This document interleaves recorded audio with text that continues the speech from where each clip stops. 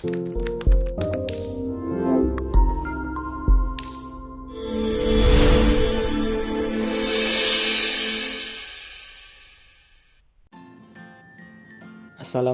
warahmatullahi wabarakatuh. Perkenalkan, nama saya Muhammad Noval Aryaz dengan NIM 2011212040 dari kelas A3, Program Studi Ilmu Kesehatan Masyarakat, Fakultas Kesehatan Masyarakat Universitas Andalas. Pada video kali ini saya akan membahas tentang peran sarjana kesehatan masyarakat dalam mencegah masalah gizi dan kontribusi dalam pencapaian target SDGs atau Sustainable Development Goals. Video ini dibuat untuk memenuhi tugas mata kuliah Dasar Ilmu Kesehatan Masyarakat dengan dosen pengampu Ibu Dr. Helmizar, SKM M Biomed. Baiklah, sebelum kita membahas peran sarjana kesehatan masyarakat dalam mencegah masalah gizi, marilah kita bahas terlebih dahulu apa saja masalah-masalah gizi tersebut. Masalah gizi yang pertama yaitu kurang energi protein atau KEP. Kekurangan energi protein terjadi pada anak yang kurang mendapat masukan makanan yang cukup bergizi atau asupan kalori dan protein kurang dalam waktu yang cukup lama. Kurang energi protein disebabkan oleh kekurangan makanan sumber energi secara umum dan kekurangan sumber protein. KEP dapat menghambat pertumbuhan, rentan terhadap penyakit terutama penyakit infeksi, dan mengakibatkan rendahnya tingkat kecerdasan. Beberapa tipe KEP antara lain yang pertama marasmus, kwashiorkor, dan marasmus kwashiorkor. Cara pencegahan KEP yaitu yang pertama, memberikan cairan dan elektrolit untuk mencegah dehidrasi. Kedua, memberikan asupan makanan untuk mencegah turunnya gula darah. Yang ketiga, mengatasi gangguan elektrolit, mencegah anak kedinginan, dan terakhir pemberian antibiotik. Masalah gizi berikutnya yaitu stunting. Stunting merupakan bentuk kegagalan pertumbuhan atau growth faltering akibat akumulasi ketidakcukupan nutrisi yang berlangsung lama, mulai dari kehamilan sampai usia 24 bulan. Baiklah, masalah gizi selanjutnya yaitu gangguan akibat kekurangan iodium atau GAKI. GAKI adalah sekumpulan gejala yang disebabkan oleh kekurangan zat iodium pada tubuh secara terus-menerus dalam jangka waktu yang lama. GAKI juga merupakan penyebab dari retardasi mental terbesar di seluruh dunia, yang metode intervensi efektifnya sejak lama telah dikenal. Masalah gizi berikutnya yaitu anemia gizi besi. Anemia gizi besi terjadi karena kekurangan zat besi dalam darah. Anemia terjadi karena kurangnya konsumsi zat besi yang berasal dari makanan atau rendahnya absorpsi zat besi yang ada dalam makanan, dan pola makan yang kurang beragam. Cara penanggulangannya yaitu meningkatkan konsumsi zat besi dan pemberian suplemen tablet tambah darah. Dan masalah gizi yang terakhir yaitu kurang vitamin A atau KVA. Kurang vitamin A adalah penyakit disebabkan oleh kurangnya asupan vitamin A yang memadai. KVA merupakan penyakit sistemik yang merusak sel dan organ tubuh dan menghasilkan metaplasi keratinisasi pada epitel, saluran nafas, saluran kencing, dan saluran cerna.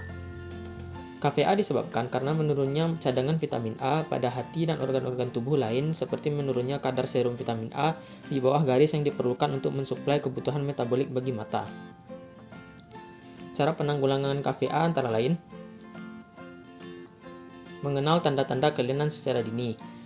Yang kedua, memberikan vitamin A dosis tinggi kepada bayi dan anak secara periodik. Ketiga, mengobati penyakit penyebab atau penyerta. Keempat, meningkatkan status gizi, mengobati gizi buruk. Penyuluhan keluarga untuk meningkatkan konsumsi vitamin A atau provitamin A secara terus-menerus. Dan terakhir, memberikan ASI eksklusif. Selanjutnya itu peran sarjana kesehatan masyarakat dalam mencegah masalah kekurangan gizi. Yang pertama itu memberikan penyuluhan kepada ibu hamil untuk selalu mengonsumsi makanan 4 sehat 5 sempurna agar gizi ibu dan janin dalam keadaan sehat. Yang kedua, melakukan kegiatan yang bertujuan untuk mengecek status gizi masyarakat.